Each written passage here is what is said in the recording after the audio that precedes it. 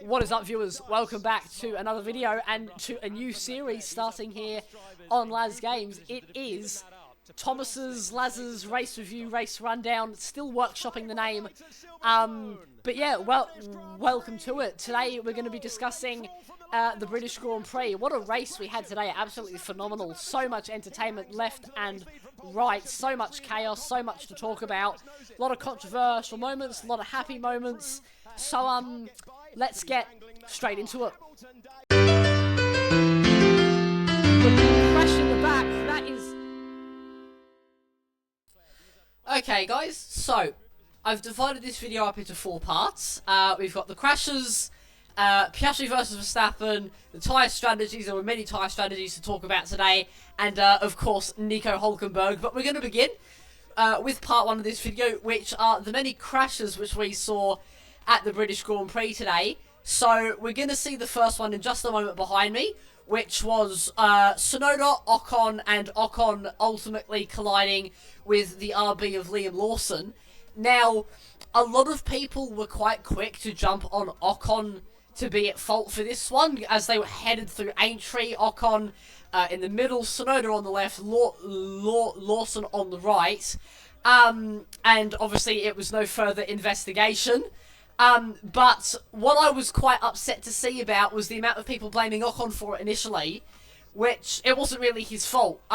Obviously Lawson's turned in for Aintree, assuming that it was only Ocon on his inside, but what Lawson didn't know is that there was Tsunoda on the inside of Ocon, of the left-hander, which is what caused Ocon to not have anywhere to go, and basically have to go straight on, not turn in for the corner, and hit Lawson, or else if Ocon had turned in, he would have collected Lawson, he would have collected Tsunoda on the inside.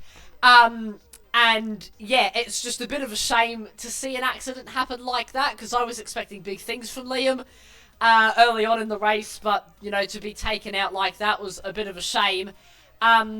What else to talk about, really? I don't think it should have been a penalty for Tsunoda. Obviously, it wasn't a penalty for Yuki, but I don't think it was going to be. It was just a little bit of lap 1, you know, carelessness and just, yeah, just unsighted on the inside. Okay, so the second accident I wanted to touch upon was Bortoleto, which you're looking at behind me, just sliding out of the race. Going through going through Farm Corner in turn 2. It was just, yeah, obviously Sauber played the risk of going out on dries on lap 4. And it was immensely risky, and we saw, didn't we, out of everybody that went onto slick straight away, the rookie struggled the most. That is to be expected. It's nothing, you know, too hard on the many rookies on the grid, but yeah, catching Gabriel completely off guard. If we go back, you can see that Gabriel heads through the corner. I mean, he's absolutely crawling at this point, and then he tries to get on the power and just drops it, and it's a bit, honestly, it's a bit of an overcorrection. I don't think he needed to correct as much as he did. That's, I think, what sent him off the circuit finally. But yeah, we saw, didn't we, out of all the cars that went onto dries early, onto mediums, onto hards, onto softs, it was the rookies that struggled the most, but that is to be expected. Okay, and then finally, the final crash I'm going to touch upon, obviously there were others, you know, Behrman and Tsunoda, Behrman and Ocon, the teammates colliding, but the big one, the big talking point, was Isaac Hadjar, collecting the back of Kimi Antonelli's Mercedes down into Copse Corner and going off. Now, people weren't too hard on Isaac. It was just completely unsighted. We saw, if you think back to about lap 15, when Gasly overtook Hamilton and Lewis didn't even notice that he had gone past. Which just goes to show how bad the visibility was. Isaac obviously just doing his own thing, and Antonelli just completely unsighted, and it was a fairly hefty hit with the wall. Glad he was okay afterwards, but it was a big crash on lap, I believe, lap 17 of the British Grand Prix. But it just goes to show At first, I didn't think the safety car was needed because of the spray, but that sort of changed my opinion of it. The spray was just appalling, and you can't really blame Isaac too much for it. But that is what caused it, and I thought Antonelli was going to get away with it at first. Obviously, Antonelli did really well to keep it on the circuit, after being after being rear-ended by Isaac, and it completely tore the diffuser, part of the rear wing, and the floor to just shreds. So he was lucky to get away with it at first, but then he was told to park the car afterwards. So unfortunate for Kimi, unfortunate for Isaac too. But it was literally, it just came down to just no visibility from Isaac's side and just running into the back of Kimi's car. So those are the accidents I'm going to cover. So, the second bit I wanted to touch upon in this race, and obviously the controversial moment of the Grand Prix, was Oscar Piastri's penalty for slowing down unnecessarily too much on Max Verstappen after the safety car was called into the pits. Now, there were a lot of mitigating factors in this. Well, I say there were a lot. There were a few. And I'm going to explain those to you right now. So let's get straight into it. First of all, we need to understand sort of why Piastri braked the way he did. Now, normally, when the safety car was called into the pits, normally they give the call to the drivers that the safety car will be in at the end of this lap with about half a lap to go before the pit lane. So for Silverstone, that is around the exit of Copse Corner is when the drivers and the teams will receive the call that the safety car is coming in at the end of this lap. What happened with the second safety car today is the safety car was called in going down the Hangar Straight, which is, quite frankly, quite late and very out of the ordinary for a safety car procedure. Now, that could have been due to a few factors. It could have been the fact that the FIA thought we were going to do one more lap because of the rain, but then turns out the debris was cleared. We're not really sure, and we probably won't know why it was called late. But the fact of the matter is, it was called late, and the drivers have to play the card, or the hand, that they were dealt when the safety car is called in. Now, Oscar Piastri will argue that he braked suddenly because the safety car was called in late, and it left him with no choice but to slow down the pack as quickly as he could to allow the safety car to return to the pit lane. I don't see that as the case. I think, even though the safety car was called late, I think Oscar still could have slowed down quite gradually. And that is what gave him the penalty. Obviously, McLaren will argue, that, oh yeah, the safety car was called in too late, and we need to do this. But I don't see that as the case. People were talking about on Twitter that he braked to 60 PSI, or pressure, as some of you would call it, which is not enough to slow him down the way he did, and that Max overreacted. And I don't see that as the case either. I think he did brake too hard, Oscar. Although I wouldn't hand out a 10-second penalty for it. I do believe the 10 seconds was a bit too harsh. For the number 8 81 car, I would personally have handed out 5 seconds, but that is the reason the penalty was handed out. He did brake too suddenly. There's no denying that. It was too sudden. It did cause Max to go past, and yeah, just unnecessary from Oscar to slow down that much. He didn't have any pressure from behind. He didn't need to slow down that aggressively, and that is what resulted in a penalty for the 81 car. I also wanted to mention, for those of you who watched the cool-down room after the Grand Prix, when Oscar was talking about the penalty with a certain Nico Hulkenberg, who at the time was running in 7th place, even Nico said that, because he slowed down quite aggressively, it caused the concertina effect behind. A concertina effect is when someone does something up front and it causes people to bunch up. And that does go to show that it didn't just affect Max, it affected quite a few other cars, and I think that was quite an important factor in Oscar's penalty. I just wanted to touch upon that because obviously, when these things happen, you know, we tend, as fans, we just tend to focus on the driver who was directly affected by the move, that being Max Verstappen today. But it goes to show, when Nico said, it did affect cars behind. So I just wanted to touch upon that. But yeah, I would have handed out a 5 second, not a 10 second. I think 10 seconds was a bit too harsh.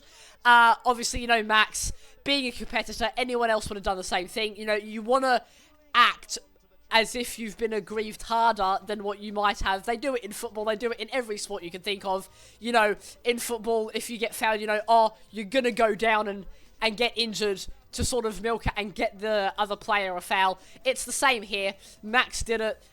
Anyone else would have done it. Russell would have done it. Hamilton would have done it. Charles, whoever. They all would have done the same thing. And that was to, you know, over-exaggerate the effect. Even Nico did say, he said in the cool-down room after that, everyone was concertinaing up because of it. But yeah, it was a 5 second penalty in my book. Other thing I wanted to touch on with the incident was Max Verstappen's spin afterwards. I saw lots of Verstappen fans on Twitter and Instagram saying that, you know, oh, Piastri caused the spin because Max's tyres were too hot from the aggressive braking, etc. Rubbish. No, that's not how it works. What I think happened was Verstappen, obviously, he pulled up alongside Oscar, got all angry because, you know, he does that, and that's just his nature.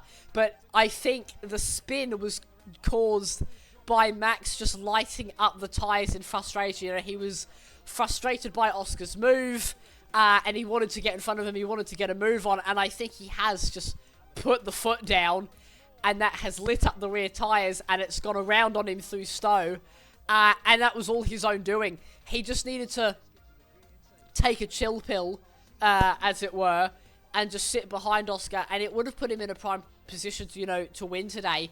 But we've seen that lots throughout his career. You know, Turkey 2020, when he got tucked up behind Checo in the racing point and tried overtaking him on the runoff area in the wet, and it spun him around. It's, as much as, you know, he is a 4-time champion, it's these sort of moments of, I don't want to say anger, but these moments of passion from Max, which is what costs him big time in these sort of scenarios. And you saw where it dropped him to. You know, it dropped him in between the two Williams cars of Sainz and Albon. And while Oscar and Lando were, you know, lapping 2 seconds faster than the rest of the field, Max was just stuck in this gaggle of cars. And I think that is what cost him the victory today, was that spin.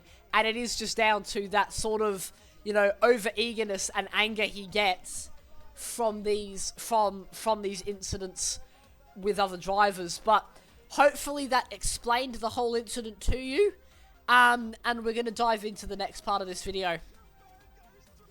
Now, the third part of this video I wanted to touch upon were the different tyre strategies that played out during the Grand Prix today, and I guess the most prominent one of that was Lance Stroll in the Aston Martin, who came in on lap 7 for softs, about 5 laps before the rain hit, and we were all thinking, oh, you know, what are Aston doing? You know, they're going to throw away this race. And out of nowhere, you know, Stroll popped it up in P3 for a while, due to this.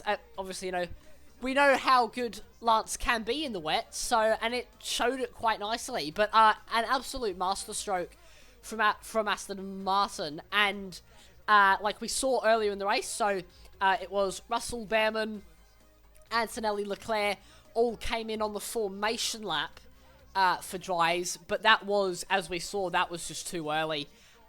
It was too, I mean, obviously it was a risk. Formula 1 is all about risks these days, and you got to take them wherever you can, but in hindsight, pitting on the formation lap was the wrong thing. We saw Russell and Leclerc struggling to fire up those dry tyres on the wet line, because when they came out of the pits, from turn 1 through the Copse was fairly dry and was arguably worth the risk for dry tyres. But from Maggots, Beckett's, Stowe and the Vale chicane onwards, around that region of the circuit was just too wet, and they were struggling to fire up the tyres because a dry line just wasn't forming. And then obviously the safety car was deployed on lap 15 when the rain hit again, and it sort of just screwed up their whole strategy. But Aston Martin got it bang on pitting Lance just at the right time and allowing him to climb up the order, because you saw he came out of the pits in P13, and by the time the rain hit, he was P5, which was incredible, like absolute masterstroke from Aston Martin. Another key bit of tyre sort of strategy was at the end of the race, was with the different choices between Lewis in the Ferrari and Nico Hülkenberg in the Sauber. Obviously, we saw towards the end of the race, you know, Lewis came in a lap before Nico, bolted on a set of soft tyres, and then Nico came in a lap later for a set of mediums. Now, while I was sitting there and watching, I was thinking, oh no, Sauber, what have you done? Just go on softs, you know, just copy Lewis and go on softs, and you should hold on, you have the gap.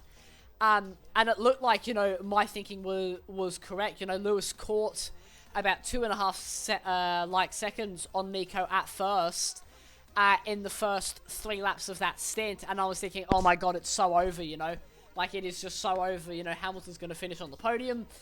But then, on about lap 48, you know, those softs started to die, and grain and fall off a cliff, and I was thinking, hold on, this might actually be quite smart from Sauber. And obviously, coming out of practice, we didn't have a lot of wet running, so the teams and us as fans didn't know how much the softs were going to grain in these sort of conditions, and it was a gamble from Sauber to put Nico on a set of mediums, and like, it didn't look like it was going to be on, but, you know, we got to lap 49, and like I said to myself, Lewis needed to be catching a second a lap to have a chance to pass Nico before the end of the race.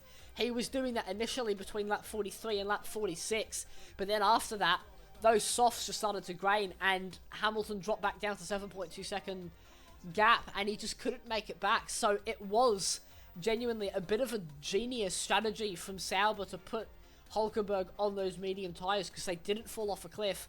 It took him a bit longer to fire them up. That is to be expected of medium tyres, but like, it did just work, and it allowed Nico to keep his P3, which I'll get onto soon, because that is the big talking point. But we'll get onto that soon. But yeah, I mean, some people would be quick to jump on the Ferrari disaster class train, and, you know, it was a big blunder from Ferrari. I don't think it was. I think it was an understandable choice to put Lewis on those soft tyres, obviously in a crossover period, and we've seen this for years. You know, we've been seeing this since 2009 when the slicks were reintroduced compared to the groove tyres. But in a crossover situation, it makes sense to bolt on a set of softs, because they are the grippiest, they are the softest. So I don't think it was a blunder from Ferrari. I think they made every right decision. Just Sauber made that last critical decision and that last masterclass decision to put Nico on the mediums. But from this section of the race, we can see masterstroke from Aston Martin to put Stroll on the softs, and really good drive from Stroll to keep it there.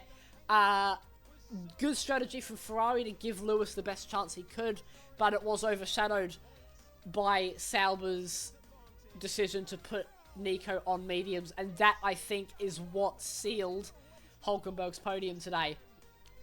Okay, and then finally, we bring ourselves to the final part of this race review, and that is Nico Hülkenberg, after 239 race starts, has finally secured his first podium. Now, when I started watching this sport all the way back in 2015, roughly, I believe I've always liked Nico Hülkenberg. What a character, what a genuinely nice guy, and I genuinely can't think of a better person to finally get a podium than him. And what a race it was for him. You know, he started like we can't forget, he started P19 on the grid. It is, I mean, if this was earlier in the season, we would have called the Sauber the worst car on the grid. It definitely isn't anymore, but it is nowhere near the top 5, the Williams, the Ferrari, of course. So I'd probably have that as like the 7th quickest car. But even so, what a mega effort from Nico. Absolutely scintillating.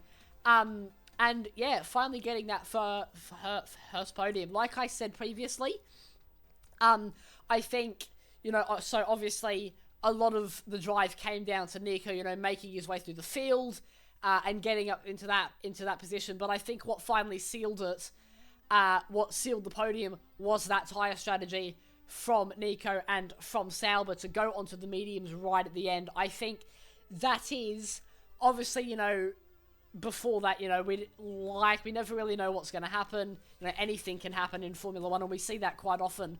But I think that strategy to put it on the mediums right at the very end with 10 laps to go, I think that is what sealed the podium today.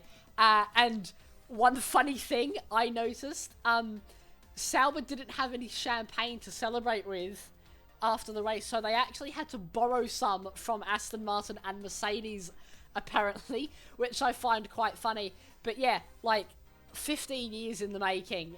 What a driver to finally get his final podium, and what a way to do it. You know, in wet conditions, like amazing drive, can't fault him at all.